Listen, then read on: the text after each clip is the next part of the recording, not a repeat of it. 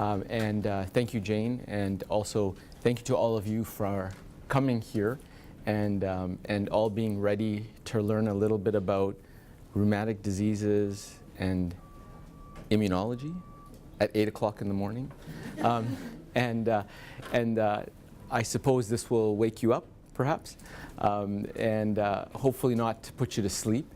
What I wanted to do is first have you look at this slide that I believe you can see that looks a little bit funny. I'll ask you in a moment to think about where you think this slide comes from. And I need to follow these directions that Suki has given me about trying to stay in this box. Normally I would be walking around the room already.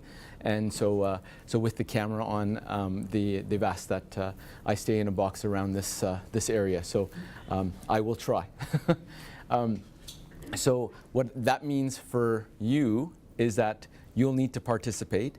We'll need to do it with a show of hands, and I won't be able to walk around with my mouse or a pointer so that you can point it out. So you'll have to describe what you're seeing, and I'll try and repeat that so that others can hear.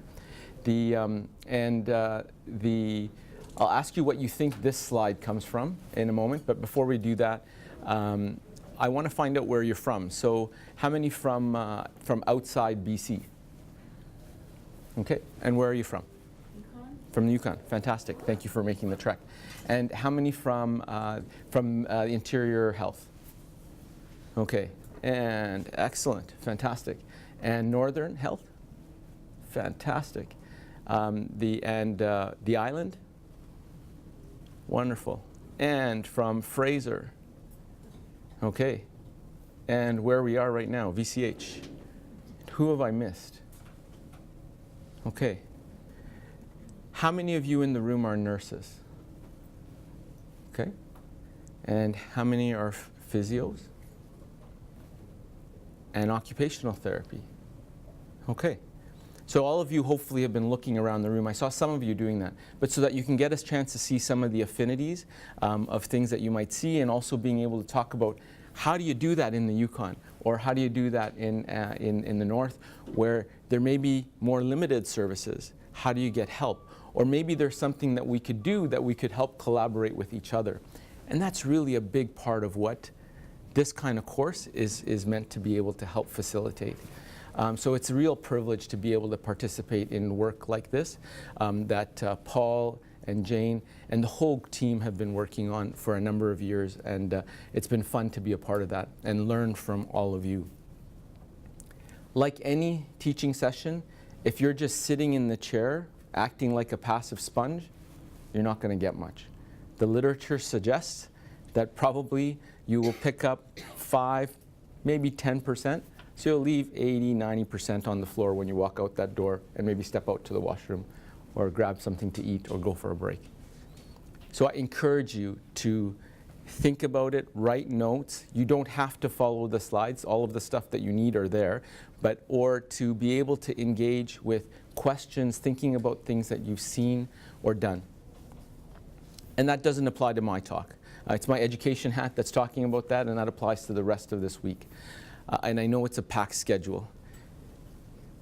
And so I think that we can start by going ahead. But before I do, I wanted to find out how many of you have not had regular interaction with patients with arthritis before today.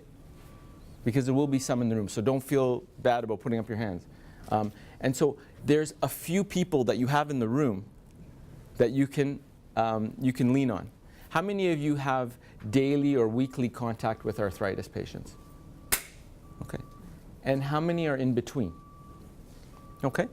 So you can see there's a little bit of variety in the room, and obviously you've got those of you that have less regular contact, then you certainly have people in the room that you can lean on. Okay, so the question that I planted earlier. Matul? The slide? Yes. What do you think it's from? What does it make you think about? The immune system? The immune system, excellent. Inflammatory response. Inflammatory response. Related to what? Antigens. Antigens, okay. Bacteria, Related to an infection, virus. okay. Any particular virus? This was done. As a piece of art, and it was a whole series of pieces that were done in response to something that happened in the 1980s. HIV. Excellent, the HI virus, right? And so I think that it's helped us really learn about the immune system. And what you can see here, and I think I can pull this. Can you? Now the challenge is I can't see this part. Okay, and I can't walk out of the box. All right, so we're going to try this. So what you can see is that you can see the killer T cell, the B cell on there, and also the other cells that are there engulfing that virus, like the macrophage. And so these are things that have helped us understand and uncover or unpeel some of that onion related to the immune system. Okay? This slide, I think maybe in your handouts is one of the bigger pieces, but I'm not sure whether they got it in. So if one or two of you could check, just to make sure. There was some extra handouts, I think, that Jane had put either at the end of your packages, the end of the packages, or the end of my presentation, sorry, as a larger handout. The end of my folder, like my section in your binder. No? Okay. It's there? Excellent. Is this one there? Excellent. Okay. So what does this one make you think about? This isn't meant to be rocket science, right? I know we're talking about immunology, but what does this make you think about? Oh, sorry. So before we go on, some people don't have it. So let's see. Where is it in the binder? It's at the end of the number 1 tab. At the end of the number 1 tab, or just before number 2 tab, I'm assuming? Number 2. Yeah. Second one. You guys don't have it? Okay, so who has it? Nurses. Okay, and the nurses have it. Yeah, that was the selection. So what we can do is the nurses are going to be using this through your discussions, and that's why it's included there. So, but if the physios and the OTs, did I miss any health professionals that are here? I said nursing, physio, and OT, but I made sure I didn't check to make sure we didn't miss anybody. Okay, so any other professions? That if you would like it and you find it's helpful, then ask the team leader for your area. Okay, and they'll be able to get it to you. And this one's available. I put the reference on most of the slides so you should have those. What does this make you think about?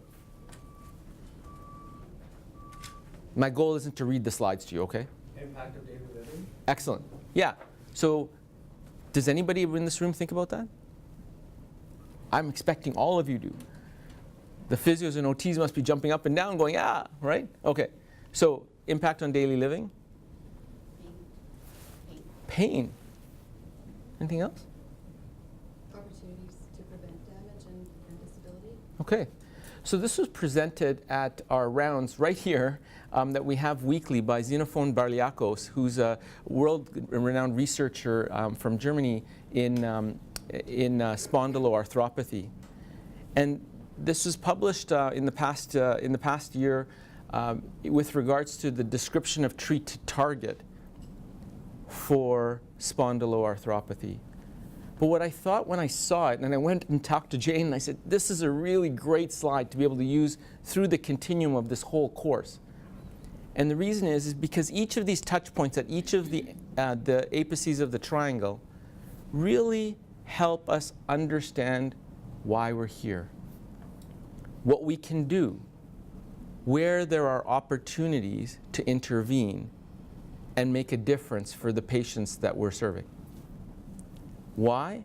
Because inflammation is what we're wanting to recognize. But why do we need to recognize inflammation?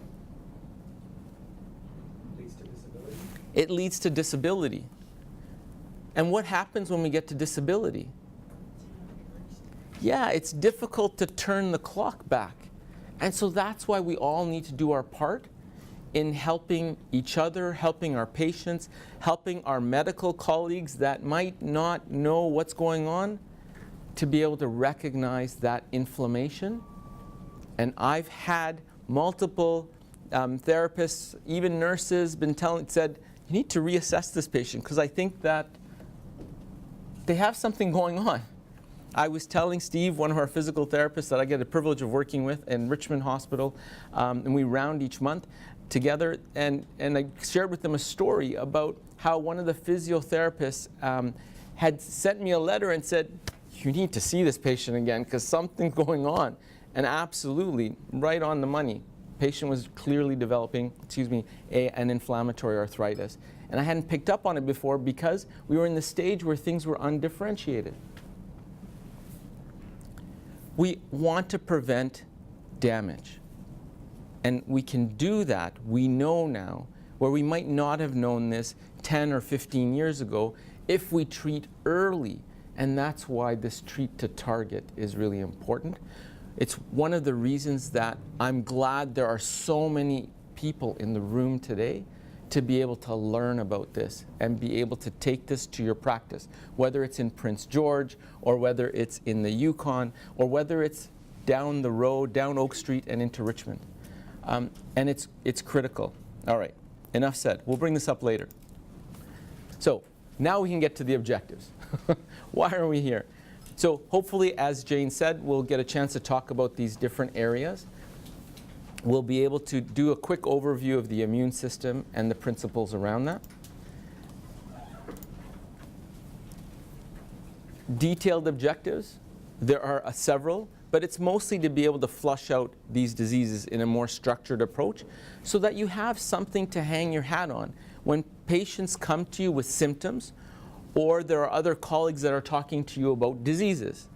And as you talk about things this week, hopefully you'll take that previous experience that many of you have in the room and be able to implement it or pilot onto this to be able to build a better understanding, question each other, ask them respectfully, of course, challenge each other so that you can get a better understanding of these conditions and the treatments and then the things that need to be specific to your discipline. And feel free to ask questions, including during the discussion we're having today with me. Okay, so here's the map. We're going to try and go through the areas of osteoarthritis, rheumatoid arthritis, and then looking at spondylitis. And hopefully we'll be able to take some time to be able to apply those and integrate some basics about immunology, and then maybe a little bit of advanced immunology, without hopefully everything going over your head, as I see some glazed looks even when I mention the word immunology, and I'm sorry. All right. So before we go there, I want to say thank you. Thank you for keeping our health system together.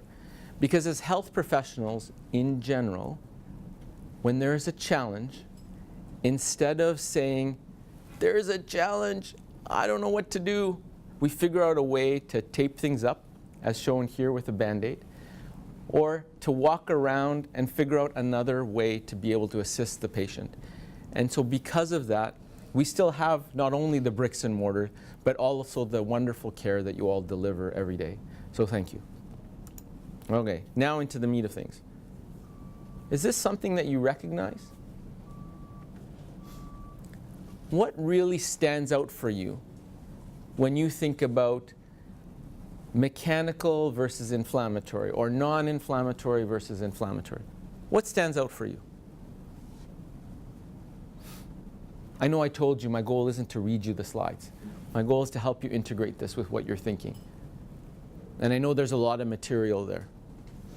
Some of the symptoms which are very common in inflammatory, like they'll complain pain at rest or at night. Okay. Whereas in the mechanical comes after a period of work or when you're moving. Okay, so what brings on the symptoms? Rest or movement might be a differentiating factor, so that's an important one. Any other areas that you think are important, that really help you when you're assessing the patient? Steve, I'm going to pick on you now. Sure. Like sometimes when they come in for a certain joint, but then you start questioning more and you start realizing that they have issues in multiple joints that really didn't think about, or is something they just kind of shrugged off as getting older or something like that. So something new? Yeah, something new, but also something that they would not have recognized themselves. Okay. And also I think, like Steve said, inflammatory will be most probably in many different joints all over the body, whereas mechanical can be just at one joint where it's more mechanical stress is put. Okay. Visible swelling or redness? Okay. So that's something that really helps with what's going on. So a few things that we've highlighted here, and that fit with what you're talking about. The other thing that we add is that morning stiffness, which fits with the morning symptoms, but the brief morning stiffness versus the more prolonged morning stiffness. Okay, so let's delve into that a little bit more, into osteoarthritis. So to be able to, again, give you some parameters on which to think about, we've called this degenerative joint disease, and we're still continuing to learn more about why that progresses. Most common form, right?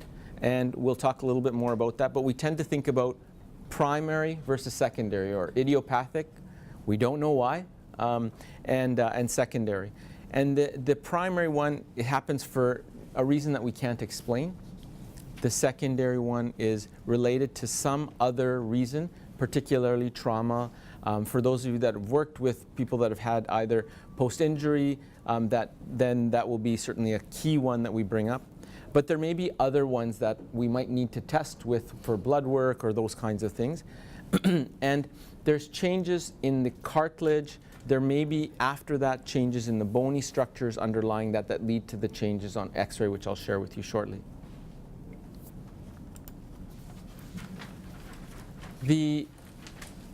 It's this combination, like with all of our conditions that we do. We take symptoms, signs, investigations, and then come up with a diagnosis. So we talk to the patient, examine them, and then be able to maybe do some tests to confirm what we've already learned by speaking with the patient and examining them, and then coming up with the diagnosis, and hopefully that fits some sort of pathology. When we're looking at these changes on pathology, we see some correlation with their X-rays. So pathology, the specimens or biopsies. We look at the narrowing that we see. Some people will colloquially say it's bone on bone, and I'll show you some X-rays like that. Osteophytes, bony sclerosis, so osteophytes, these outpouchings that happen with extra bone growth, and bony sclerosis, that it looks increased whitening of the area on the X-ray. And as you mentioned, pain being an important symptom, but also patients can complain of the swelling and stiffness. Prevalence. As we talked about earlier, these numbers are high. And by far and large, this will be the concern. And when I was actually starting and going into my fellowship training, I was actually really concerned about the advent of DMODs, disease-modifying osteoarthritis drugs. And I went, oh my goodness, if these come out, what will we do? There won't be enough rheumatologists, because as I looked around the country, there was 8 of us that were interviewing for rheumatology positions at that time. Fortunately, that has continued to change in a positive direction. We have more rheumatologists. Unfortunately, we don't have DMODs yet. But hopefully, the research has still been going on, and hopefully we will, because the numbers speak volumes, right? What you see here.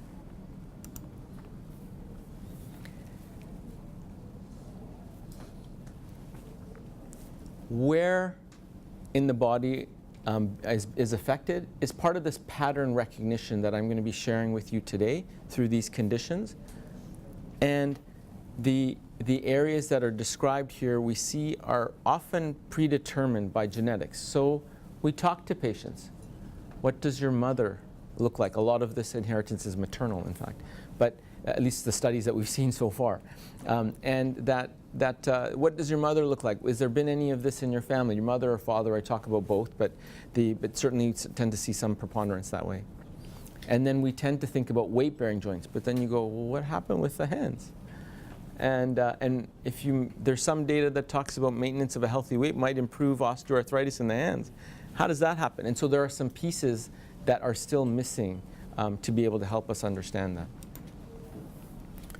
Whenever we're talking about these conditions, and in particular osteoarthritis, where there are limited other interventions, but in any case we want to think about risk factors that really we can't change, non-modifiable ones, and the risk factors that we can change or impact through our education, our teaching, and so forth, that are modifiable.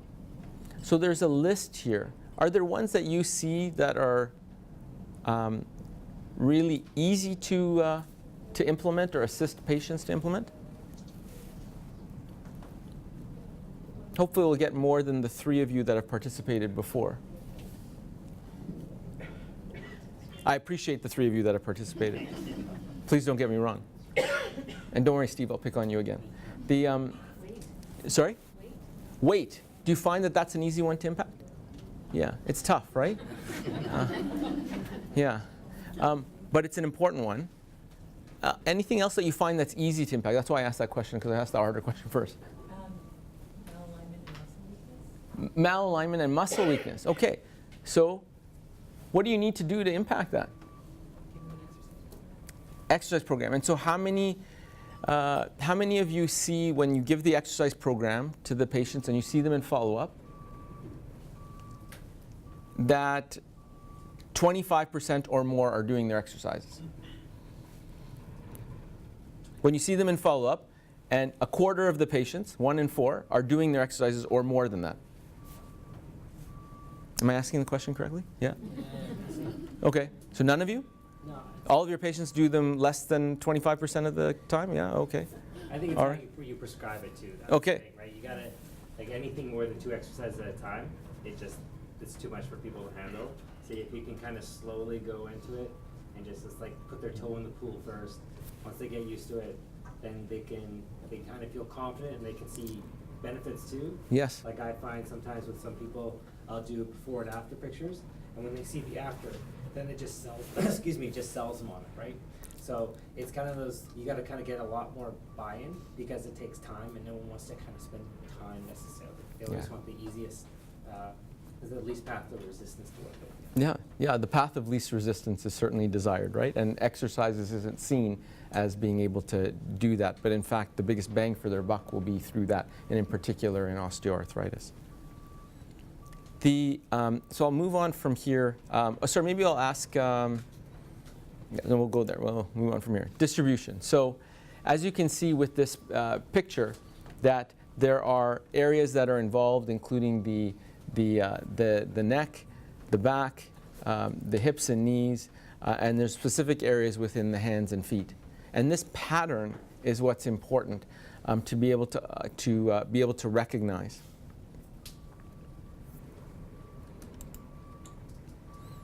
And we look at at these names of Bouchard's and Heberden's nodes, and so what we think about are the ends of the fingers, the DIP joints we think about as Heberden's nodes, and the PIP joints as Bouchard's nodes. Okay, so now you guys get a chance to talk. So who's going to point out something? Somebody that hasn't spoken yet, please. So we'll say that the top left, and we'll go around clockwise. Osteophytes in the DIP. Okay, so you see some enlargement. So osteophytes, great, thank you. The osteophytes is a term we reserve for X-rays. Yeah, but Heberden's nodes that you see, excellent. Next, going around clockwise, so the top right. Could you just point out the joints first? Yeah, so the challenges is, okay, so yeah, so so we talked about that earlier. So the ends of the joints for the Heberden's nodes at the distal interphalangeal joints, and then the proximal interphalangeal joints where we would see Bouchard's nodes. And there we go. And so the next picture, let me get someone to jump in. Bilateral pelvis valgus, vertebral bunion forming. Yeah. Excellent. And you can see some of the callus, right? Over the top of some of the lesser toes. Yeah, excellent. The bottom right, we get someone else that hasn't. This is supposed to be a warm, fuzzy environment to be able to learn safely after you've traveled or woken up early this morning. Or It's a knee. so anybody else? I know, I got asked before, what joint is that? That's okay if you're thinking that.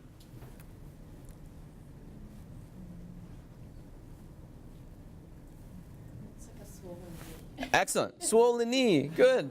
Fantastic. Good. And then the next and possible. Sorry, I heard possible flexion.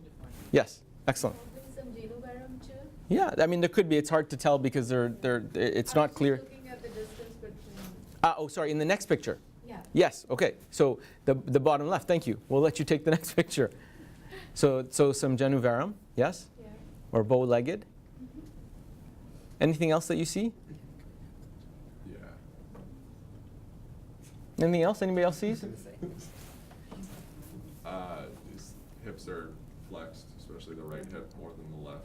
Yeah, and without examining the patient, you might not be able to say that with certainty, but yeah, there could be hip flexion. There's some other things that could be in the list of possibilities, but that's certainly one of the things that may be there. Excellent. Okay, keep participating. Thank you for those that stepped up. All right. How do we make this diagnosis? As I talked about earlier, we're wanting to speak with the patient, examine them, do some investigations, and then come to that diagnosis. And the same is true for all of our conditions. And so exploring that clinical piece again is we're thinking about these symptoms that we talked about that will make a difference. And as we talked about function and their impact on function as well. The lab features that we're thinking about, when we put a needle in and pull it out and get the fluid, we're looking at fluid that's non-inflammatory. So there's numbers there. The numbers aren't important, but that the fluid looks closer to what the word synovium comes from. Synovium is two parts. We were talking about this last week, right, Steve? Synovium comes from two words. Syn means like, and ovium means egg. So the part of the egg that looks like synovial fluid is? What part of the egg? The white. The egg white. Excellent. So pathologists name everything after food. And so I'm sorry if this wrecks your next preparation of eggs, but the egg white is what normal synovial fluid is supposed to look like. And so in osteoarthritis, the joint fluid will look closer to that than in rheumatoid arthritis, for example, where it'll be runny. It won't be as thick, and you'll see pictures of a string sign with it, so you could do that next time you prepare some eggs. You'll see a string sign that would be representative of normal synovial fluid. As you put the egg white in your hand and you press it like this, you'll get the string that attaches them. All right, enough pathology. The radiographs. So we talked about clarifying the osteophytes and thinking about joint space narrowing, and I'll walk you through some of these other features as well. So you see here, so there's that on the inside of the joint where you see the bone on bone, that's a challenge, right? In terms of being able to potentially function. But you've seen patients like this. They go, I don't have any pain, right? Who's seen that? Patient that has bone on bone, that doesn't have any pain, right? And how many of you have seen patients with no joint space narrowing that have said, oh, I've had so much pain? Yeah, right? So there's variability, and always it's not necessary that the radiographs are match up to the patient's symptoms.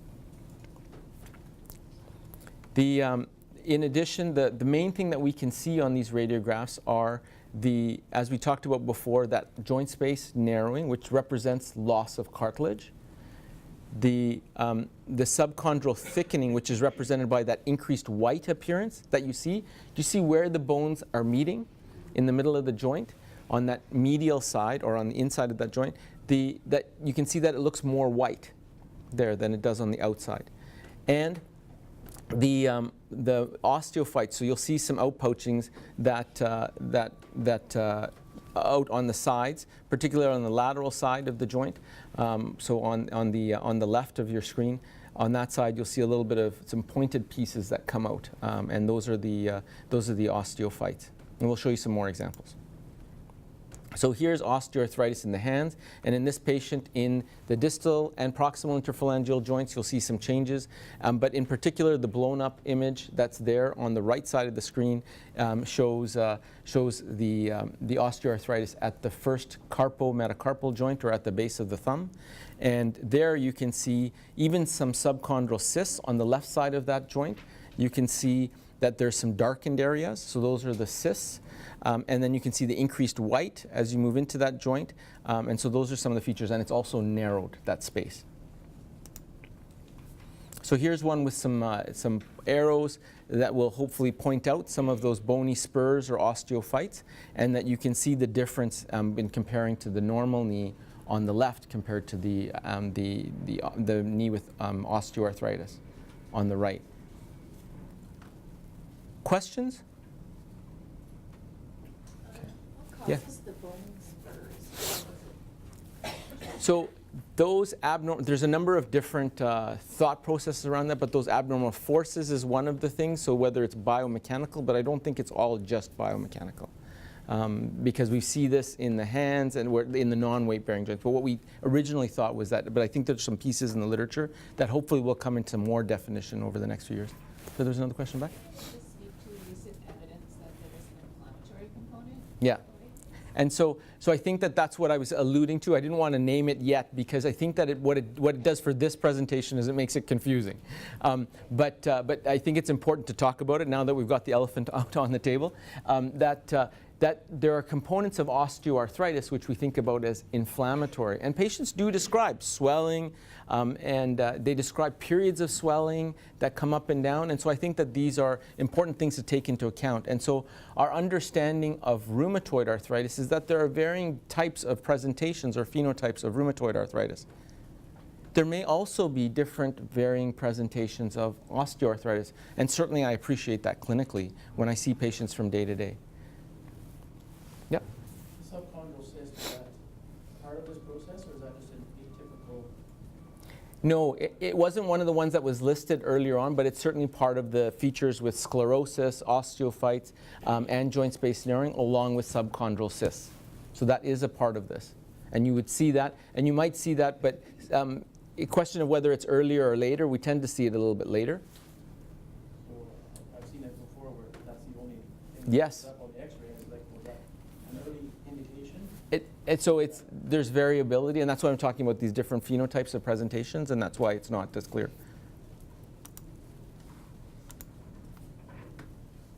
What do you see here? Bone on bone. Okay, and where? Lateral. So let's see, left knee, right knee. So on the left side of your screen is, of course, the right knee, and the right side of the screen is your left knee. So just for orientation. Someone describe what they're seeing? So we saw bone on bone, but where? Just so that everybody's talking the same language. So on the left knee, it's in the lateral compartment, but Okay. on the right knee, it's in the Medial compartment. So in addition to joint space narrowing, what else do you see? I'm not trying to make you into radiologists. They're across the street. On the first floor if you want to find them, just behind the emerge, yeah. Sclerosis of those compartments. Yeah, you see that, right? Anything else? On the left knee, Yeah, left tibia, bone spur. yeah.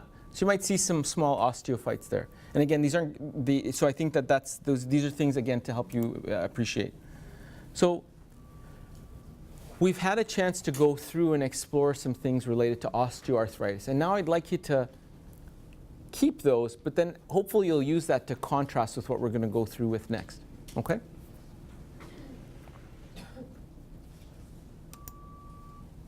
What do you see here?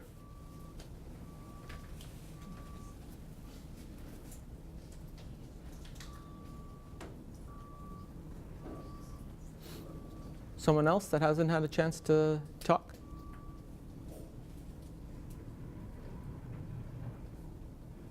Hip joint spaces look very narrow. Narrow, right?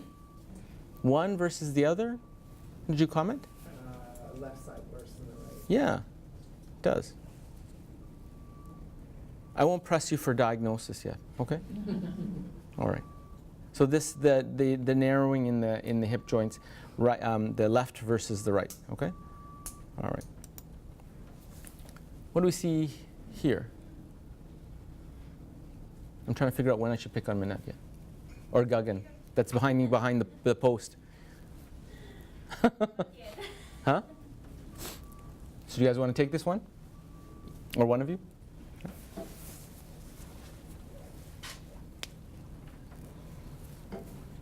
So we'll do the picture, whichever one. You pick whichever one. The left or the right, whichever. Sure, the left picture. Mm-hmm. What do you see? I don't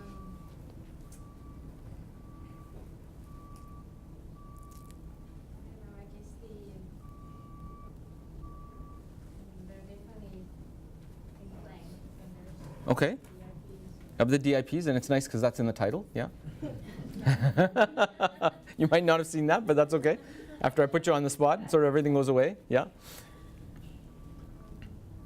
that's the main thing I see. Okay. So that's on the picture on the left. Okay. Guggen, do you want to take the picture on the right?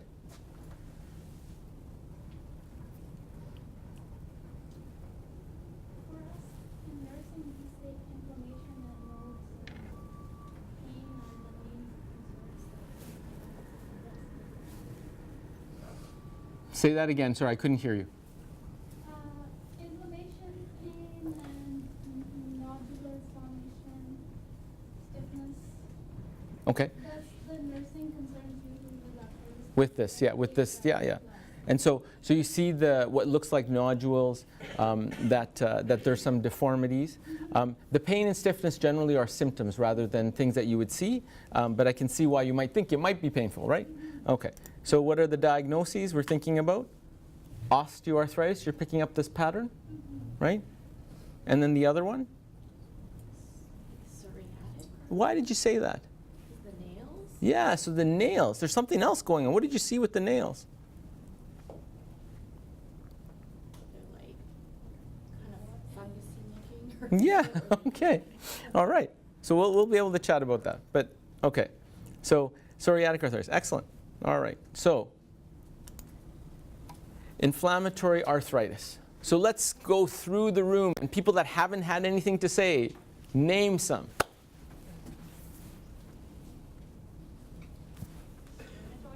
Rheumatoid arthritis. Thank you. Excellent. Ankylosing spondylitis. Psoriatic arthritis. Giant cell arteritis. So something different. We'll talk about that. Yeah. Lupus. Okay. Scleroderma, or the other name that we use. Anybody know? For scleroderma, there's another name that we use now. Systemic sclerosis. Systemic sclerosis. Very good. Okay. You'll see that in the literature. That's why I want to bring these names up. Not to say you're right or wrong. It's just, yeah. Anything else? Vasculitis. So vasculitis, of which giant cell arteritis or temporal arteritis is one of, yeah? Polymyalgia rheumatica. Polymyalgia rheumatica. Pemphigus vulgaris. Pemphigus vulgaris. And we tend to think of that as an inflammatory disease, but generally involving the skin. Yeah? And the vasculitides involving the blood vessels, but can involve the joints. Yeah? Okay. So the rheumatoid arthritis, these different spondyloarthropathies, which is now the classification, yes? Would idiopathic juvenile arthritis be considered, would it fall under RA? Yeah, so juvenile idiopathic arthritis is a category on its own, which is why the terminology several years ago separated from juvenile rheumatoid arthritis, because the patterns, the pathophysiology are different. And then there's a whole classification system for juvenile idiopathic arthritis, or JIA, which in the past was called juvenile rheumatoid arthritis or juvenile chronic arthritis, depending on which part of the world you were in. But it's one of these inflammatory arthritides. Yeah, so excellent. Thank you for bringing that up.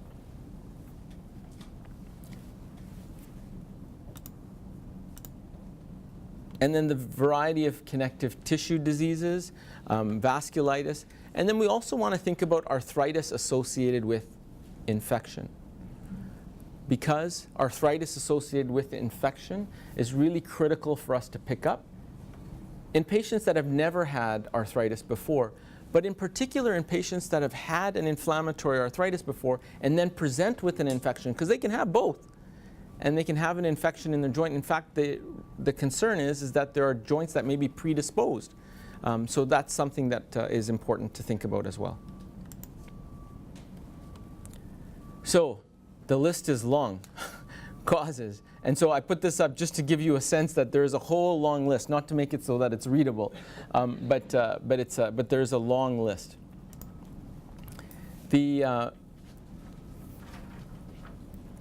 things that we want to think about with rheumatoid arthritis, in contrast to osteoarthritis that we were discussing earlier, there are, as we'd said earlier, was that there are many joints involved. Fortunately, the incidence in the population is less than osteoarthritis. There is a gender predominance to women more than men. And we have some clues in terms of the ways that this is propagated from an immune process. With these, as with all the patients, we talk about speaking with them and examining them, going down this sort of protocol, which is old, but I think it's illustrative of what we can do, is looking for swelling and thinking about if there's tenderness and what the different kinds of diagnoses that might be there in terms of whether there's primarily tenderness or tenderness and swelling, whether there are complications with other symptoms outside of the joints, which make us think about different conditions.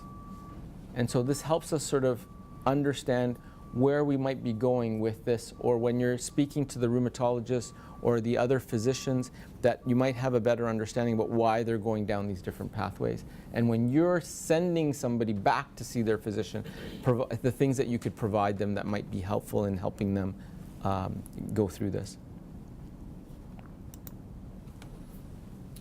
So we think of this as chronic, but it starts somewhere. And as I talked to you about with that top peak of the triangle in that first slide, that we talked about wanting to get in early. And because if we get in early, it can change it from potentially being chronic to being something that is way more manageable, instead of getting down to this disability. Some history. And there's some important rheumatoid history that I think is worthwhile.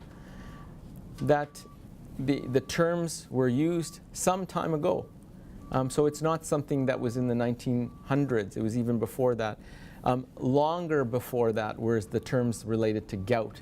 And you'll see many even medieval pictures related to that. It's interesting that there have been changes over time, at least that have been seen. And there's certainly there's certainly some interest, and I'll show you some pictures shortly, some paintings that were done by individuals that have had rheumatoid arthritis. Just to give you some more numbers about the incidence and the prevalence, and so we tend to think about that prevalence of 1% and this female preponderance. We have some great research that was started in BC that in the 70s that talked about the increased incidence in our indigenous populations. And I think that that's important to recognize. There are some communities in BC where people look around their family or their community, and 1 in 4 have an inflammatory type of condition like this. And so I think that the incidence rates are much higher than the 1% we generally see. And then we tend to see this age range where there is the impact of this disease, but certainly we see individuals impacted in their 20s, individuals impacted in their 80s. So these aren't hard and fast rules, but these are certainly where the majority of cases are. Some of the genetic pieces as well, as you might see, but it doesn't explain everything. So monozygotic twins, meaning identical twins, there isn't the concordance that we see. So it's not just genetics. So here's a slide that will help hopefully crystallize this information about how we assess this patient and what we're trying to think about. Have you seen constitutional features in patients? Who's seen that? Okay, a couple. Can someone explain the constitutional features piece?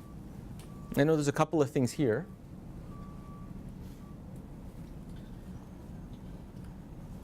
I think the fatigue is a big one. Yeah, fatigue can be a really big Yeah. presenting. Any other features of it? And it talks about weight loss on the slide. I haven't really dealt with that too Yep. much, but with the RA especially, I know, especially if they are actually a little bit bigger in size, Mhm. and they have a really hard time dealing with that just because they are so fatigued, they have a hard time just getting up and getting moving even. Yeah. Sleep loss. Sleep loss, yeah. Some patients can have fevers or feeling feverish. They don't have a temperature, but they feel like they do. They might even have a temperature. They could even have night sweats. I mean, these are things that are possible. We tend to think about these things with cancer, right? Lymphoma in particular, but they can happen even in significant inflammatory conditions as well. Okay.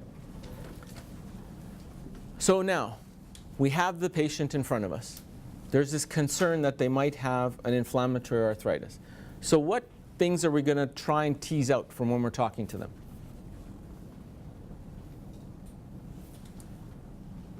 What are the things that we're going to tease out from our history with them? What do we think is going to happen if they're talking to us about them having rheumatoid arthritis? What do we expect them to say?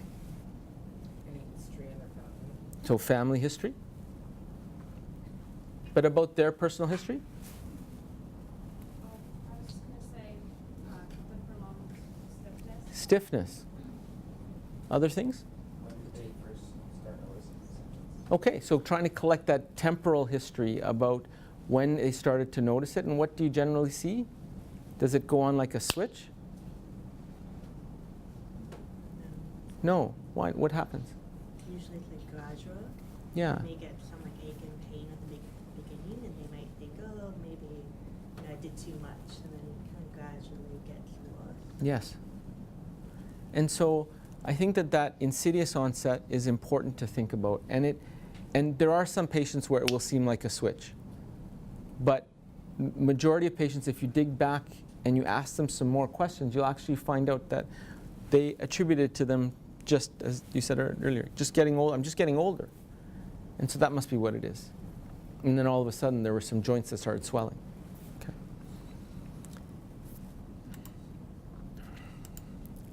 So some of the things that we want to focus on that history, in addition, the polyarticular nature, so many joints, we tend to see it involve the hands and the feet as predominant small joint disease. But there are patients that present with rheumatoid arthritis with only large or moderate sized joint disease. And the things that we talked about earlier, like the constitutional symptoms, but they might even go down to things like depression or changes in their mood as well. What happens with patients? We look at issues or concerns related to it being mild. Patients may not even present, or they might present but might not get referred. But there's still some impact on those patients being helped by being referred. And the moderate disease, which makes up the majority, and most often these patients get referred, but it's just a question of when.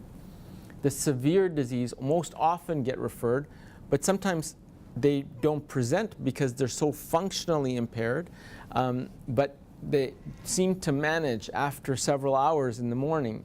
And it's just difficult now, doctor, so I just don't get out of bed until the middle of the day.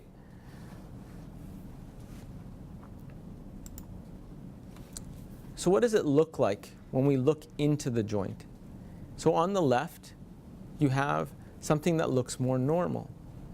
You look at the white, the cartilage, the yellowish synovial fluid, and that beige bone that seemed to be there and looking okay. And in contrast on the right, you see this angry looking synovium. The white cartilage is thinner. There may even start to be some impact on that beige colored bone. What happens as we look in there further, we'll be able to explore in a few minutes. getting back to these clinical symptoms, because I want you to be able to make the correlation between these clinical symptoms, which is why we keep going through them, and what you're seeing in the joints. And we're adding to the clinical symptoms that the symptoms and the presentation I talked about earlier might be insidious. But when you take the history of a variety of patients, you'll see that some of them, in fact, instead of this insidious onset, they have periods of time where it gets worse and then it gets better.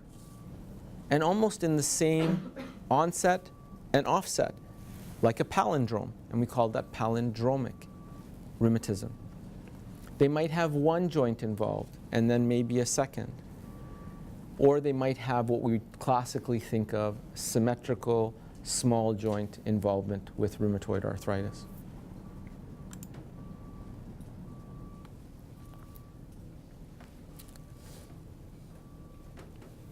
This progression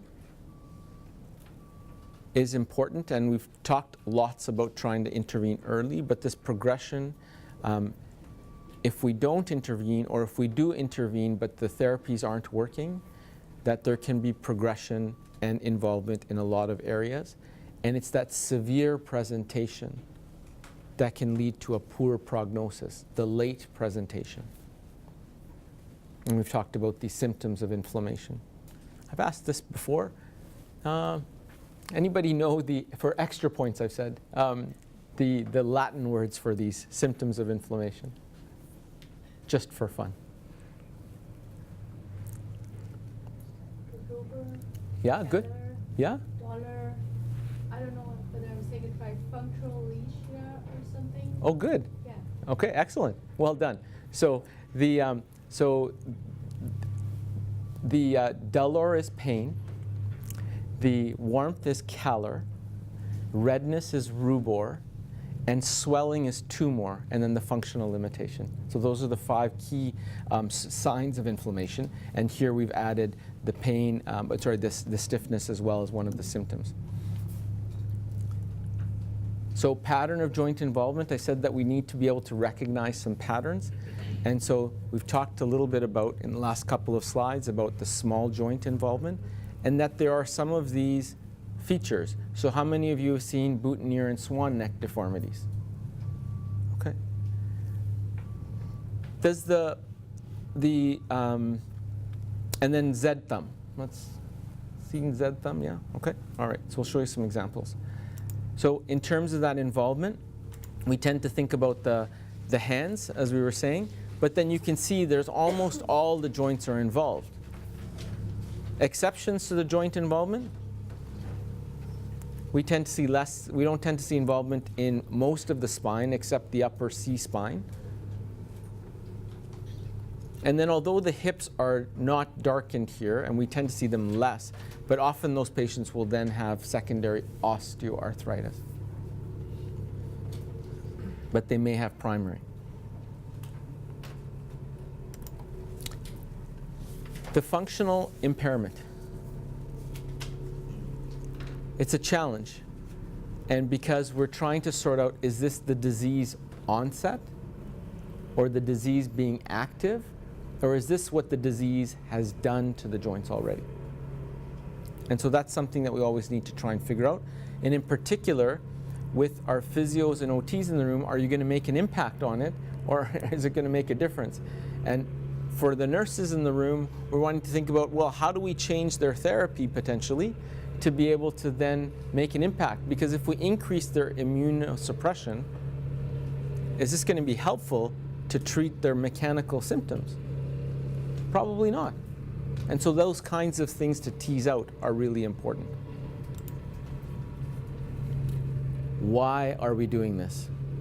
We're doing this because we want to reduce morbidity, but also we've had more literature talking about the concerns related to increased mortality, particularly with patients that have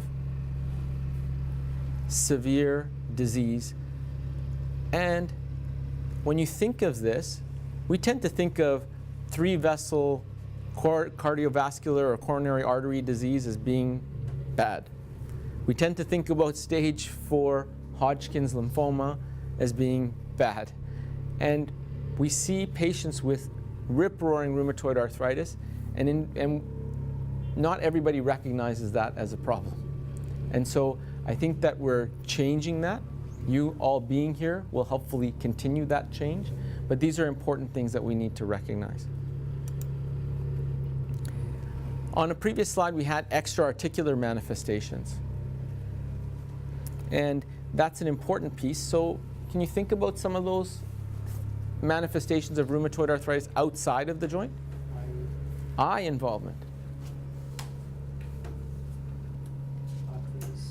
Arteries, so involvement with the blood vessels. Any others? Skin involvement. What do you think about with skin with rheumatoid arthritis? I suppose there's a variety of things, but sometimes sort of a eczema type, eczema type. So the dryness and things with the skin generally may be attributed to something else. But the things that we often will see that we see just under the skin are the nodules. Yeah. Sorry, I didn't hear that. Lung disease. Yeah, interstitial lung disease. Neuropathy. Excellent. So involvement in the nerves. So we'll list a few things here. And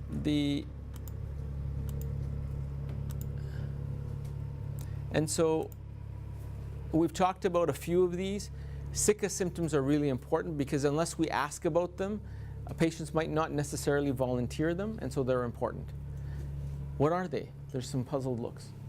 Dry eyes, dry mouth. Excellent. So dry eyes and dry mouth. And then the other features of that might be that dry skin with the secondary Sjogren's, and also vaginal dryness.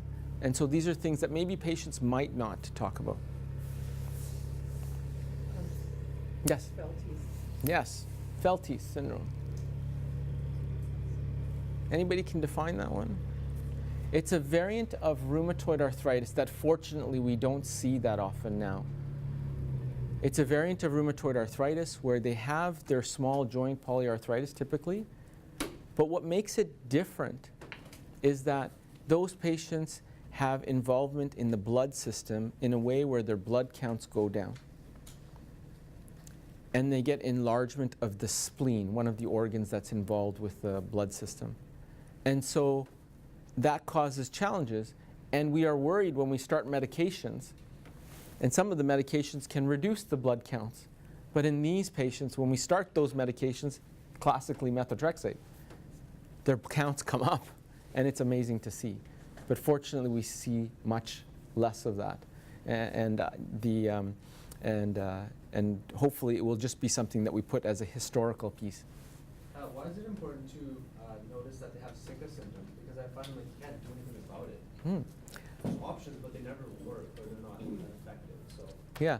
So one of the reasons is to validate that the patient's experiencing these because of their disease. And I think that that in itself can help the patient understand that this might be something that might be there, and it's not something that's coming from something else.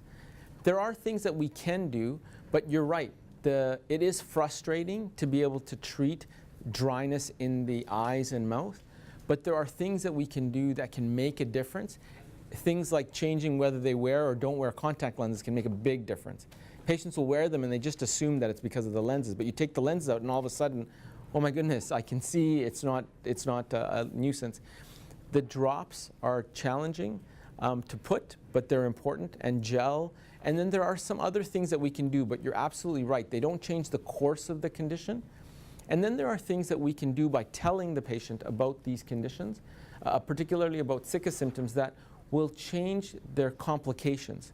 So if they get regular eye exams or they get regular dental checkups, we can look for damage that might occur and then be more vigilant with the treatments that provide more symptom relief.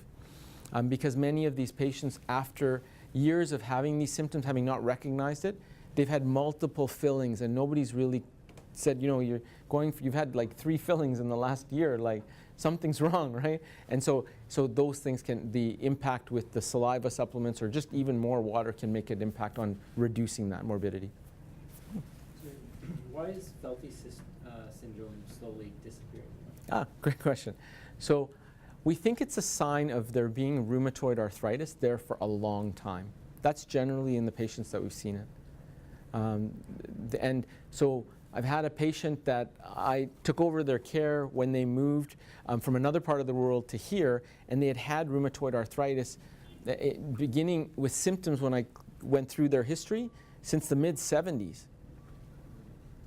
But they didn't actually get diagnosed until the mid-80s or late 80s, and then they went on treatment, and the treatment was prednisone. And so they had it for a long time, and then we started methotrexate, and there was some amazing improvement. Rami, does the sickest symptoms improve if the disease activity is under control, or is it the same? Great question. So when you improve their rheumatoid arthritis with treatment, do the sickest symptoms get better? Generally, unfortunately, not. I've seen some patients where they might, but I'm not sure. I think that that's mostly related to the compliance with the treatment that we were just talking about for their sickest symptoms. Okay. Can you have connective tissue things going on and not have any joint involved in it? Like, can you have internal things? Like, I know it's kind of interstitial lung disease in a way, but other bowel, anything else? Or? So can you have rheumatoid arthritis without arthritis is what I think you're asking. Kind of, yeah. Right? Yeah. Okay. So I think it's possible. There was a patient I saw last week that I've seen twice now, or 2 separate times, where they've had nodules taken out on biopsy. The nodules were sort of getting annoying, and so they had them biopsied, and the biopsy came back as a rheumatoid nodule. The patient has no arthritis, except for the osteoarthritis that they've had progress over time. And so I saw them last year, and I saw them last week, and there have been some increases in the nodule size where they've had some incisional biopsies, but they still don't have any inflammatory joint symptoms. But then later in the discussion, the patient said that they've had a little bit more stiffness, and I said, okay, well, we need to keep an eye on this. And so can it happen? It's possible. We generally tend to see the joint symptoms, at least, predate the joint signs. The examination features are the things that we can see, and then we tend to see other things manifest. This is why I said I keep learning from you, and these great questions. So Renoir, with this kind of disease, as you can see in those hands that are exposed, right? Everybody can see those hands of this classical painter. We got works of art like this. Amazing, right? And so we're fortunate even with these famous people that have had rheumatoid arthritis. So examination, what are we thinking about? And I know your bums are getting sore. We'll take a break. We'll take a standing break in just a second. Which joints are affected? Yeah, so we want to look at what joints? Good. And what else do we want to see on examination? Range of motion? Range of movement, yeah. Anything else? Strength. Strength. And you're going to look for swelling. You see some things there that might be involved, right? And so that this pain on passive movement, is that something everybody recognizes? Okay. So for those of you that recognize it, can you help explain that to those that don't? Because I know there's people in the room that don't. How can you describe that pain on passive movement? Like a movement that doesn't involve activating muscles. Okay, so you're getting pain that the patient is describing with you moving the joint rather than them moving the joint. And that helps us understand that something's going on inside the joint rather than the things around the joint. And so that's an important feature. Okay. Symmetric? Sorry. Do you mean like usually Yeah. this side is always going to have that side? Or? Yeah, so that's what we tend to think about. I remember in fellowship, one of my colleagues said, well, if it's the the right index proximal interphalangeal joint that's involved, and they have the middle proximal interphalangeal joint on the left side, does that not make it rheumatoid arthritis? Well, it's not quite like that, right? So we see symmetry. We'll often see direct symmetry or exact symmetry, but there'll be times where you'll see that it's not perfect. Yeah. Not all of the patients with rheumatoid arthritis read the textbook. So other things that we tend to see. So I know I've got the x-ray here, and I'll show you that in a moment, but the other physical exam things that we tend to think about are involvement in tendons, in addition to the swelling in the joints, the synovial cysts that can happen that are less common, and then tendons can rupture with severe disease, and then we see these bony erosions, not on exam, but we see that there are changes that we can see on exam that perhaps represent the downstream effects of the erosions. And so you can see that on the right of this x-ray there's the joint there that you can see that's, that has that, looks like a bite out of it. How many of you have seen hands like this? Okay. So clearly we're trying to prevent the ulnar deviation, the swan neck deformities, as well as the boutonniere deformities that you can see in all of these. So the swan neck deformities, where we get hyperextension at the DIP and as well as the at the PIP and then the flexion at the DIP, and then the boutonniere deformity where we have it like this, and it's the hyperextension happens at the DIP and the flexion at the PIP. We'll move on from examination to investigations, and there's a plethora of investigations. And the goal isn't to make you pathologists again. So blood counts, inflammation markers, the ESR, and more commonly we're using the CRP. There's some autoimmune tests, which we'll talk about in a little bit, related to rheumatoid factor, ANA, and anti-CCP. We might look at other conditions like infection to see whether there was something that predated it, and then looking at the x-rays or other imaging.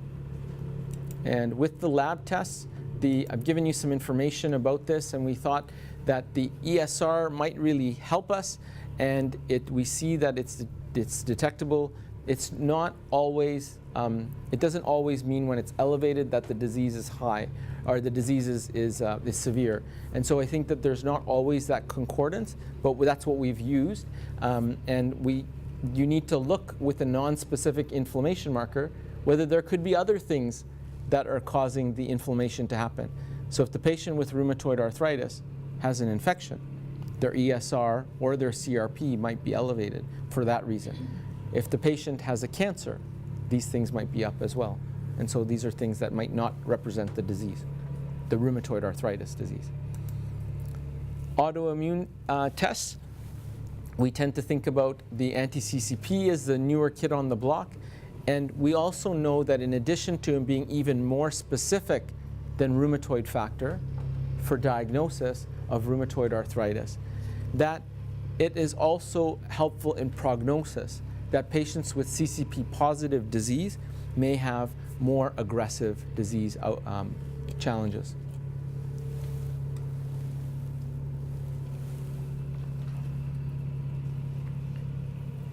So we've talked a little bit about mechanical versus inflammatory disease. And I put on the table here to try and contrast that with spondyloarthropathy, just so we can start to look at that a little bit as well.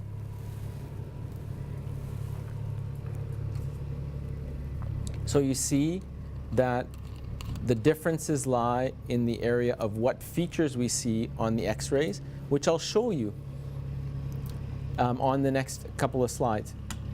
We've talked about the changes in many joints in the hands, and so those end up being represented, and the erosive nature of rheumatoid arthritis that I've shown you on some previous x-rays. In contrast, spondyloarthropathy tends to involve bony fusion and some changes around the periosteum, the area around where things attach into bone.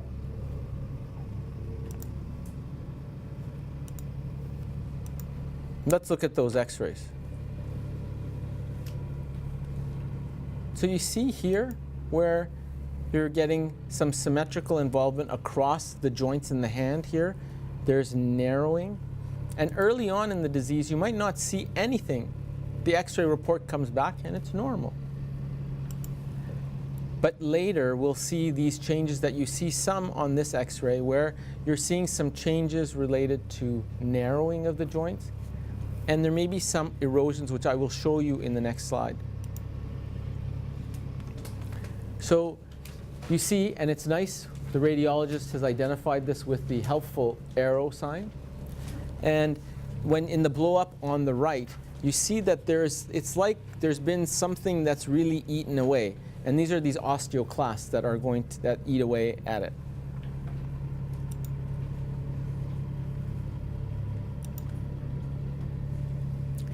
We tend to see these changes with regards to more erosions.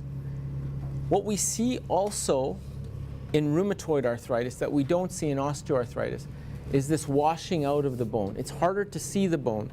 We call that juxta-articular osteopenia, meaning around the joints there's this thinning of the bone so that they look darker on the X-ray. We can't see them as well because something's been eating at the bone.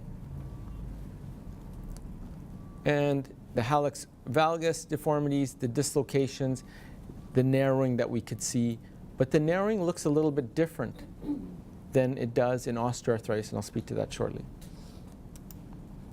This is a picture that I showed you earlier in a small version on one of the previous slides. But this X-ray shows the same joint X-rayed over time. You see A, B, and C. And when you look at A, it looks pretty normal, so that you have a sense of what normal would look like for this interphalangeal joint. But when you look at, or the metacarpophalangeal joint, and when you look at B, you'll see that there's something there, but it's not clear. But when you look at C and then you look back at B, you go, oh yeah, there was something there. And now it's easier to see. Does everybody appreciate that? Okay. So the black, Mhm. black marking on the above bone is osteopenia, juxta-articular? Mm-hmm. Yeah, so it's thinning out and it's looking darker, yeah. I mean, that's nice for us to see, but that's not so nice for the patient. No. And my question always is, how much do we have to hang our hat on the X-rays? Because by the time you get X-rays like that, I mean, the horse is out of bar and long gone. Yes. And if we're treating this early, you miss that opportunity. Excellent. I will get into that. Hang on. Okay? I will get into that. Perfect. This is a good segue. I'm going to run through this slide quickly because we touched on it a little bit, just about things that might be there that might not be rheumatoid arthritis, but I'll get to your question right now, which is this. Our criteria for looking at rheumatoid arthritis have changed. In 58, there was a criteria in 87, which is the one that included erosions as part of the criteria to classify patients to having rheumatoid arthritis. And we're like, we don't want to do that. We don't want to wait until there's damage in the joint to be able to say, absolutely, this is rheumatoid arthritis. I recognize it. Let's treat them. Because, as you said, the horse is out of the barn. The challenge is that the new criteria can be confusing. So let's try and make it a little bit simpler. The 2010 criteria. So this will make it a little bit simpler, but I think that trying to put this into practice will be the thing that really does. So really what that first box says is that the patient has to have a condition that is probably not something else, that has a swollen joint.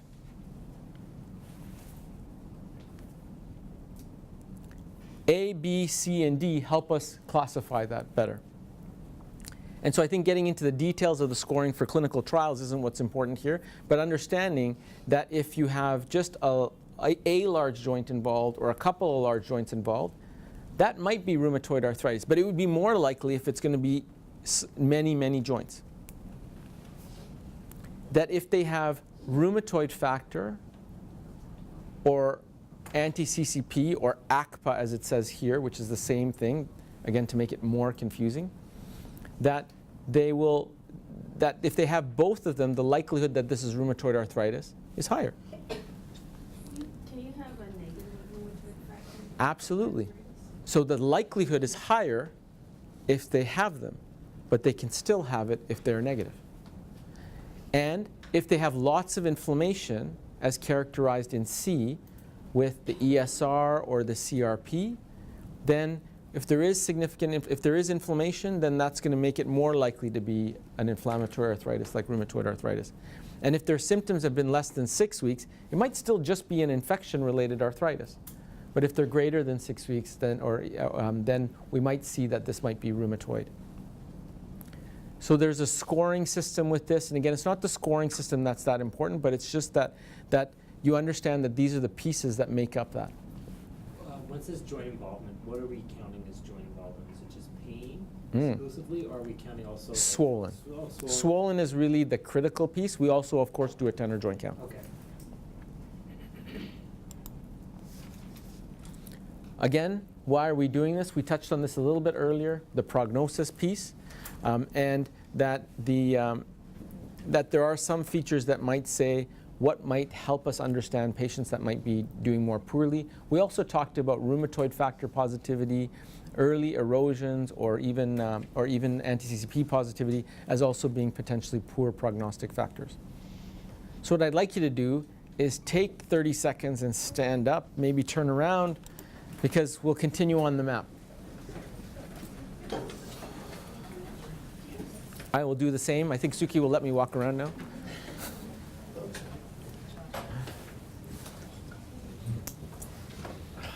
Okay. So now put your tray table in the upright and locked position.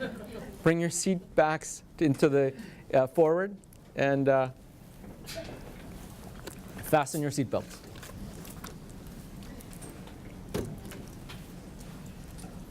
So the plane analogy might be a little bit true because what we're going to go over in the next 20 minutes will seem like we're flying through it. But the reason we're doing that, and the reason we want to spend most of this time talking about rheumatoid arthritis and osteoarthritis, is because that's what you'll see. And this is all on the basis of feedback that we've received with people, the others that have come before you to provide us feedback. And so I say that because I want to make sure that you also fill out your feedback forms because we listen. Okay? And we'll go on. So what do you see here? Swollen joints, right? You might see, this is an older picture, so you might see the staining from smoking in the nail. Okay. Because I've been asked, is that psoriatic change before? And what do we see here? We showed you this before, right? On the left, we see this normal looking cartilage. The synovium looks nice and yellow, like the sun outside that Paul commented on earlier today. And on the right, we see this angry looking synovium, potentials for damage. There's things that cause that. What do we see here? Here's another view. Whose view is this? Scope. Yeah, the surgeon's view, right? When they're looking through the scope. And so on the top left, you see some pretty normal looking synovium. On the top right, you see some synovium that looks more angry looking, red, but otherwise looks pretty normal in terms of structure. And as you move around, on the bottom right, it looks not great, and it looks like a dog's breakfast, right, on the bottom too.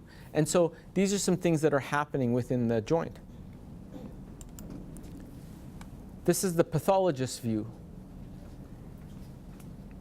So the pathologists that are across the street on the first floor above the emergency department look at it like this. And so when they see this, normal synovium, and I didn't have a contrast beside this, but normal synovium would look mostly pink. But you see all of these purple dots. And those purple dots, in general, are these active inflammatory cells.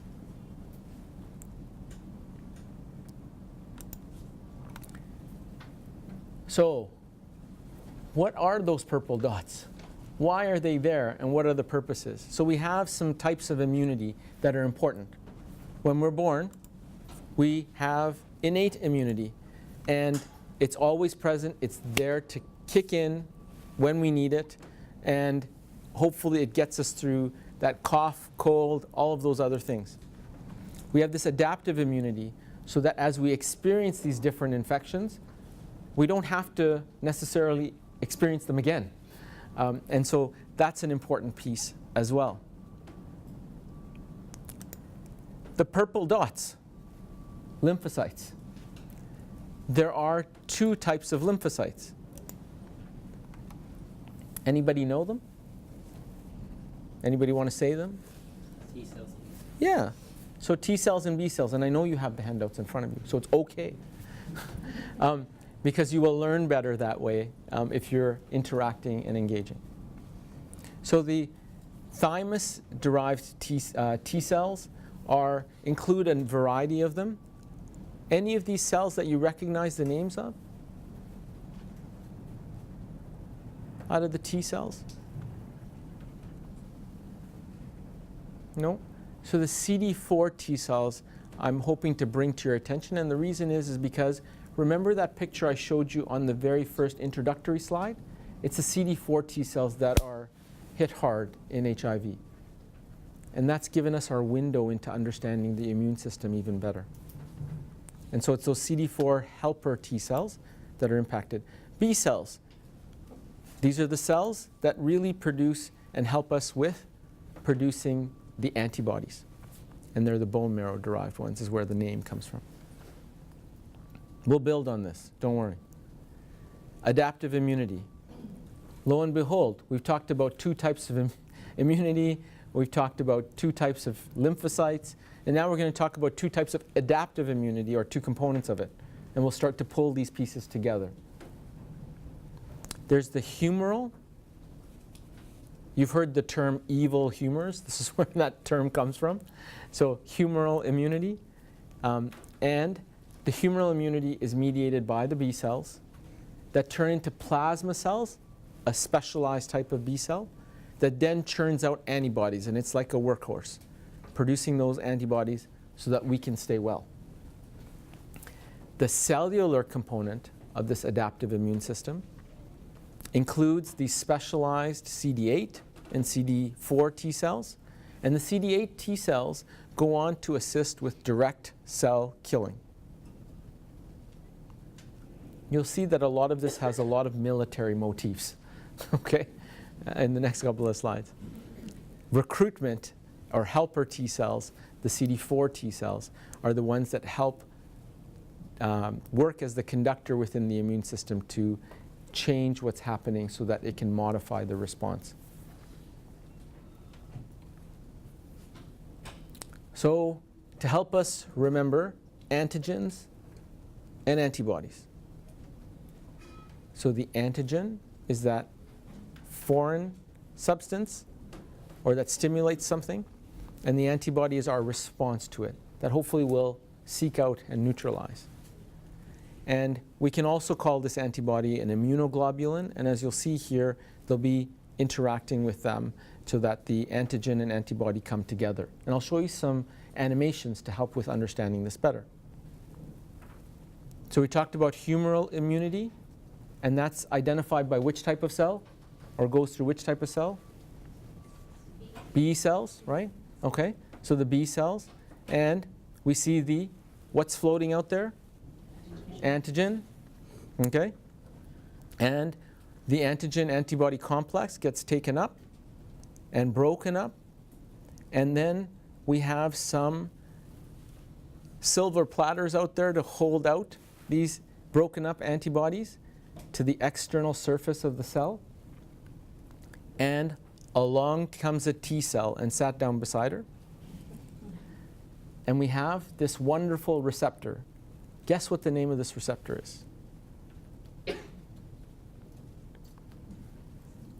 It's the only name that you'll hear today that will make total sense. It's called the T cell receptor. Okay. And then you will have a number of cytokines that are produced by this T cell as it changes, as you saw the color change. And these are produced to be able to signal the cells around it to be able to do things. And what it does is it changes that B cell into a specialized B cell or a plasma cell. And that plasma cell, as we talked about earlier, is responsible for churning out antibodies to attack all of the antigens around. And so that's what happens next. That was humoral immunity, or B cells. We'll talk about cell-mediated immunities via T cells. We talked about CD8 T cells that lead to direct cell killing. And we also talked about the helper T cells. And to make it even more complex, the CD4 T cells, there's two different types of responses. Th1 response and a Th2 response. When the Th1 response is stimulated, we get macrophages activated. When we do a Th2 response, we get B cells that are activated. And so there's all of this fine-tuning. And we could go on for probably 60, 80, 120 more slides to talk about this even more. But we won't do that today. But if you summarize some of those interactions of cytokines and cells, you get a map like this. This is from experiments. This isn't just like the web that somebody drew. And so all of these nodes are a network of interactions. And the different cells, the non-immune cells are in blue, and the immune cells are in red as the dots around the circumference. And the dark lines are a two-way communication, and the light lines, the light gray lines, are single-way communication. So you can imagine how much talking happens all inside us right now.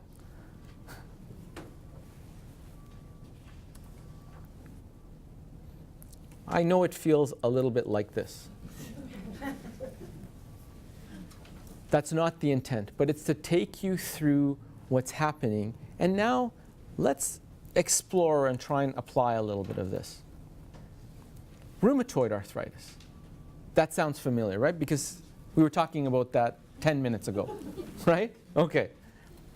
So rheumatoid arthritis is meant to be a T-cell mediated disease. And we tend to think of it as being something that has these professional antigen-presenting cells finding some unknown antigen. It presents this via a CD4 helper cell. And in somebody that might be genetically predisposed, it starts off this chain of events. So this is one way of thinking about what might happen with rheumatoid arthritis.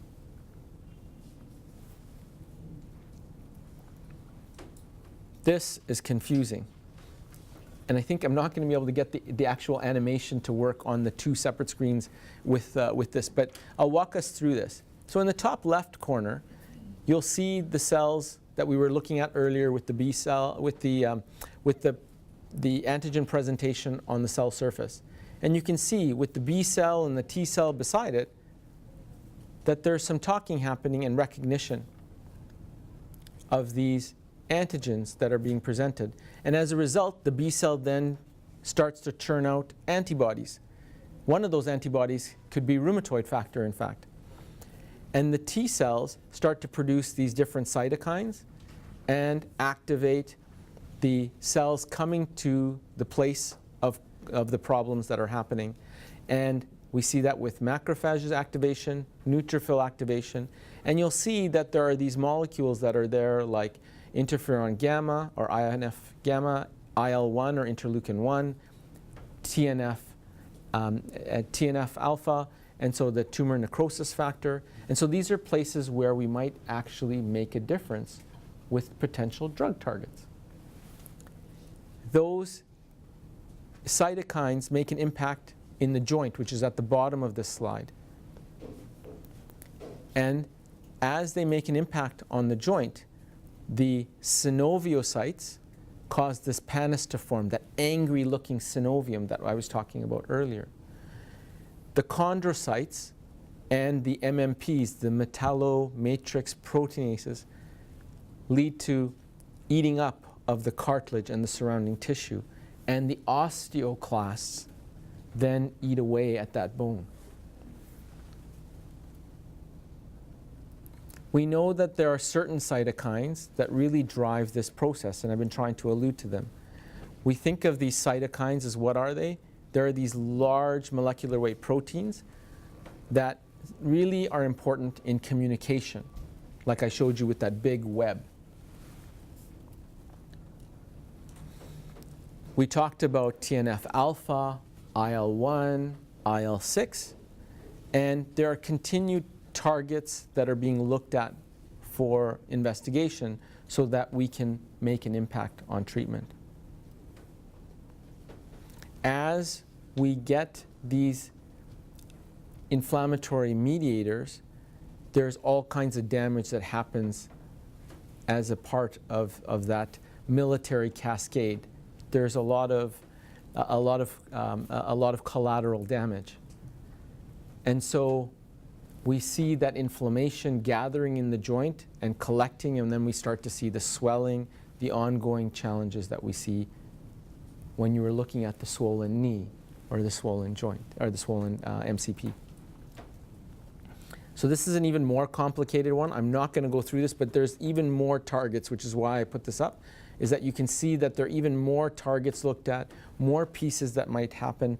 And what I wanted to do is go through this one quickly, was to just show you that we're looking at places where there are drug targets for this. And that's the reason that we're talking to you about some of this, so that you understand that there's some method in the madness, and now we're getting some of these silver bullets that be able to get there and right to the place where we want them to act. So this will be a little bit more simplified version, and that was easier to understand. Or at least it was easier for me to understand. The antigen presenting cell at the top that presents that unknown antigen that we were talking about. We have the T cell that gets activated, and it leads to activation. We were talking about Th1 and Th2 responses for the macrophage and the B cell. And that there are concerns with the impact on the synovium and the surrounding tissue. And so you can see here with those arrows that there are these other drug targets that we see that can be impacted by each of these steps. And so we've talked about some of these medications that have been around for some time now. There's more that came up a few years later. And then the first medication that we had in Canada that was biologic was the anakinra. We don't tend to use it as much anymore because of the potential side effects. We in fact use it in gout, in acute gout, and it works really well there. But we can certainly still use anakinra in patients that have had a lot of trouble with other agents. We have medications against IL-6.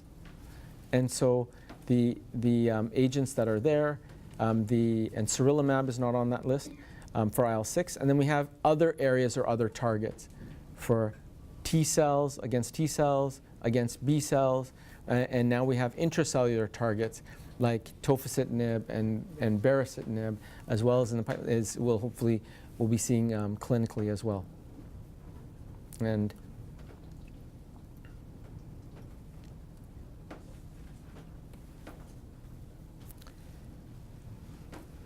so I think this picture really helps us put together these pieces of the immune system, and you can use that as the map when you get to unbuckle the seatbelt, but keep them buckled for now. Okay. I know it seems a little bit like this. So I'll try and summarize it. We talked about, in the last few minutes, about innate and adaptive immunity. We talked about B cells and T cells. The B cells assisting with antigen presentation, and when they're stimulated with Th2 response, that they become a specialized B cell, a plasma cell, to then produce and synthesize antibodies. T cells, we didn't talk about this as much, the innate natural killer cells, but we did spend some time talking about CD8 T cells and CD4 T cells, which lead to the CD8 T cells with direct cell killing, and the CD4 T cells with that activation of macrophages and the B cells. I have a quick question. When an antigen goes in antibody complex form, Mhm. they kill the antigen. Mhm. Then why the rest of the immunity starts killing the cell? And as we talked about, sometimes it's not always all clear because it's not they mop up the antigen and all of it's mopped up, or it's not that it's all mopped up by one cell, right? Because at a cellular level, these antigens, there's many, many different parts to that protein. And so different parts might get mopped up by different cells. And depending on the milieu of the cytokines around where they get mopped up will also change the response of the body, whether it tones down the response or it revs up the response. And that can then impact what happens. And that's the challenging piece, because then if that antigen that came in from outside looks like something that's already inside, then the killing that's set up against that antigen that came from the outside then starts to attack what's on the inside. And that's why we call it autoimmune. Let's try and apply this somewhere else. You still have your seat belts fastened, right? Okay. Ankylosing spondylitis. This is something that you recognize, right? How many of you have seen patients with ankylosing spondylitis? Okay. So we tend to see it in young men, right? And it affects a smaller proportion of the population, but as we're getting more information out there, these numbers are going up. Because the young men were just told that they had lower back pain and to suck it up and get back to work, right? And so we're starting to pick up some more of this. I've diagnosed, I think in the last 2 years, I think there was a period of a couple of months where I diagnosed 3 men that were in their 70s that never knew they had ankylosing spondylitis, and they had had it for decades. And we tend to see that there is significant hip or root joint involvement. So root meaning the joints that are attached to the spine, so shoulders and hips. But we can see peripheral joint involvement as well. And then we tend to see it start in the bottom at the SI joints and progress upwards. And that's one of the ways that we have tended to see it.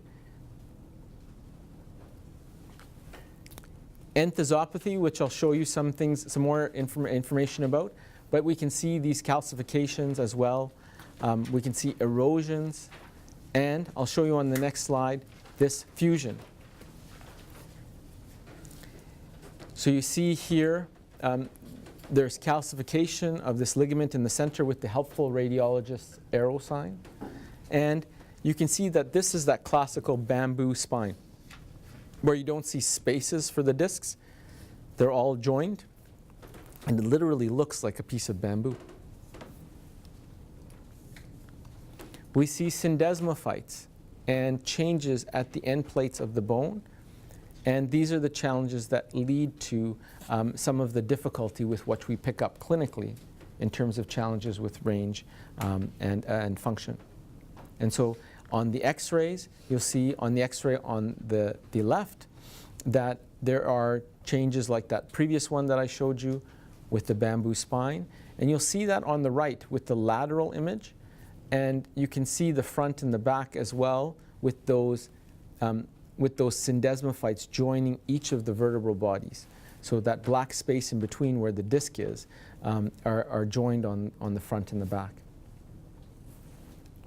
As you know, for many of you have seen patients with ankylosing spondylitis, that they have stiffness and pain and decreased movement. There are other complications, and like we've seen with rheumatoid arthritis, there are extra-articular manifestations that can occur, including with the lungs and the blood vessels. So I want to take you through some of the immunology related to this, just to shed some more light. You've heard of B27? How many of you heard of that? Genetic factor. Yeah, right? So a few of you have heard of B27, and now all of you have. And we tend to see it, and in particular in Caucasians, where there's a strong correlation with the presentations of spondylitis. This is a nice photograph of a patient serially over time. And you'll see between 1972 and 1973 something happened. What happened? the last two pictures of this patient.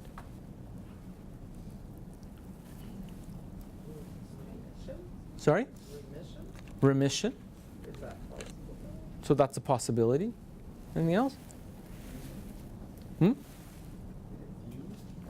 Fusion. Anything else? Went to rehab. Saw the physios in the room. Before they went to rehab, because they did, what did they do? Surgery. What surgery? They had a revision. They had hip replacements. Okay. So not all of it is left up to the rheumatologist, right? We gotta lean on our surgeons too. But it's important that you see this progression, and it's really illustrative of what's happened for this patient over time. So we were talking about B27, and we have this cell, and inside there are these antigens, and they get chewed up, and they get presented on the silver platter. We call it the MHC class 1 cell. And they get presented, and along comes a T cell, and sat down beside her with what? Excellent, fantastic. And the T cell receptor, and there is a communication that happened. And what happens after that? Because it's a CD8 T cell, we get that direct cell killing. So why doesn't it just go away, right? That's what you were asking earlier. And so this B27 marker identifies patients that may be at risk, but it's not all of the answer, and that's the challenge. This B27 molecule has a specific binding groove. There's only some things that will fit in it, but why is it involved? And so these are some of the answers that are still continuing to be unraveled. We know that ankylosing spondylitis is variable in terms of its presentation, that there are patients that do go into remission spontaneously, and we don't understand why. And there is this pre-spondylitis phase. There's a pre-RA phase as well that we're starting to understand in the literature now. But we know that once patients have this condition, there is significant burden to themselves, to their families and caregivers, but also to society at large, particularly because it generally affects people when they are young. And some of the challenges in the last decade have been classification, instruments to be able to measure, and these are the things that the rheumatology community has been continuing to work on. That slide that I showed you at the beginning with the triangle was developed by the Treat to Target group for spondyloarthritis. There are many manifestations, and I won't focus on these, but many manifestations that happen both in the joints as well as outside the musculoskeletal system. And there are different criteria that have been used. The classical criteria are the New York criteria with clinical and radiographic criteria. And there are these metrics that some of you may have heard of. How many of you have heard of these? Right? Okay, so particularly the physios in the room that have done lots of work with these kinds of patients, you'll have heard of these, to be able to try and assess activity. And there are some information in your notes that you'll have to be able to look at what you can use these in. The BAS-Phi, the BAS-DI I use clinically with all of my patients with spondyloarthropathy. And so it's helpful in following over time. And then ASAS-20 measures, which have been used in studies to be able to measure outcomes in response to medications that I know Dr. Lakai will be spending some time talking to you about. We've talked about non-inflammatory and inflammatory conditions. And we talked about what would happen. And I just wanted to apply this to a couple of cases. As you're starting to loosen your buckle, I know. With this patient, what do you think the diagnosis is?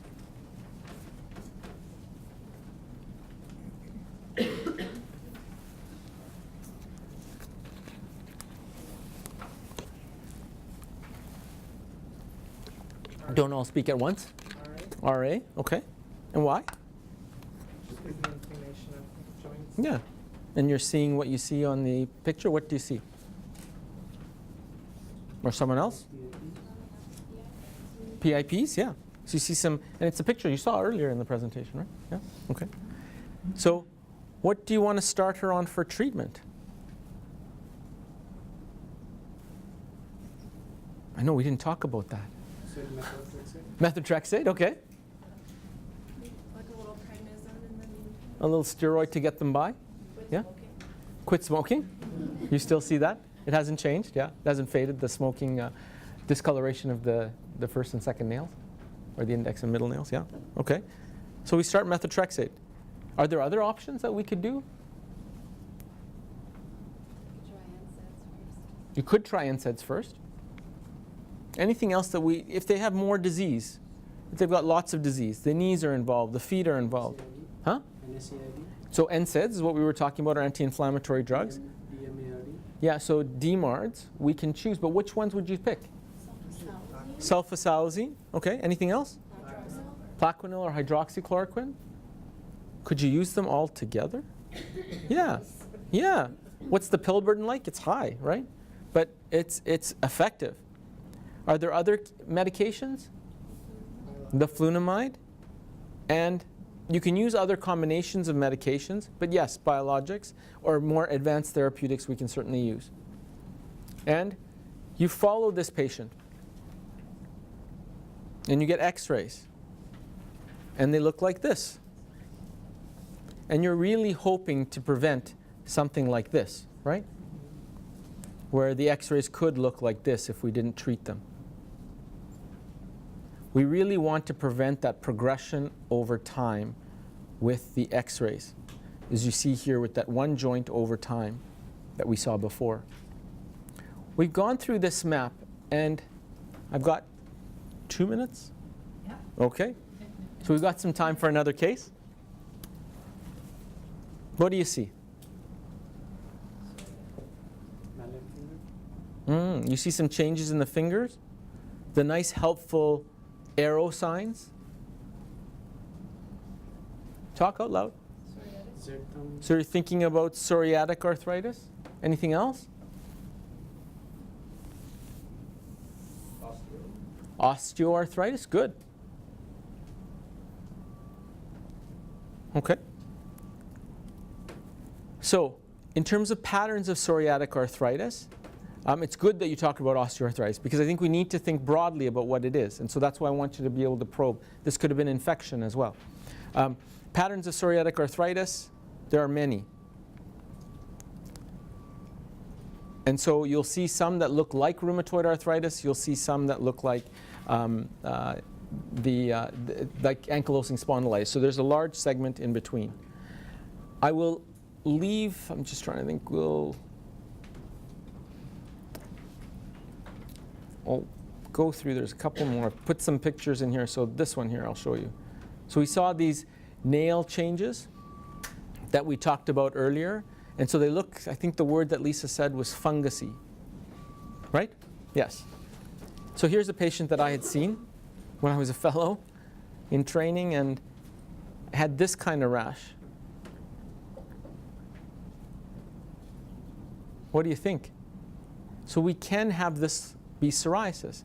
But in fact, in this patient's case, it was tertiary syphilis. And so the rashes sometimes can be confusing, and sometimes we need help. But actually, if you biopsy this rash, the dermatopathologist told me at that time that it would look the same, whether it was syphilis or psoriasis. And so you need to tease out some of the clinical history and some of the other tests that we would do. Thank you for riding with this. You're welcome to unbuckle the seat belts and relax a little bit. I want to certainly say thank you to the organizing group for doing this, because it's always a pleasure to be able to chat. A number of other references, including Dr. Thompson, who some of the slides came from. And remind you about this, this particular slide to help us prevent damage and disability. And we went through a lot of different things, but hopefully there will be pieces that you'll be able to hang your hat on as you talk through the week and as you dive into Dr.